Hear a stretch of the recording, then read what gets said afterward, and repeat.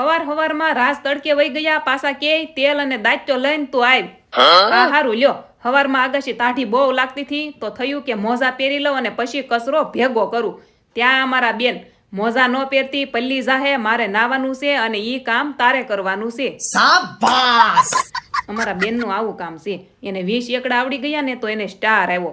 મારે માર્કેટ જવું હતું તો મેં જીનુને કીધું હાલ જલ્દી કામ કરાવવા લાગ ને તો કામ થઈ જાય અને પછી હું તને માર્કેટમાંથી ભાગ લઈ દઈશ ને એવો વાયદો આપ્યો. કામ કરવાની ના તો ન પાડે. પછી બે ગયા માર્કેટ, પગપાળા જવાનું હતું. હવે અહીંયા તો શું હોય, આ સુરત છે ભાઈ, અહીંયા રોડ ખાલી ન જોવા મળે. વાયદા પ્રમાણે જીનુને ભાગ લેવાનો હતો અને અહીંયા મળી ગયા પ્યારા સબસ્ક્રાઈબર. અહીંયા રોડ ક્રોસ કરીને જવાનું હોય ને એટલે બેનને પકડવી પડે. ઘરે આવ્યા ને તો મેંગો સોડા લાવ્યા હતા, બે એક શ્વાસે પી.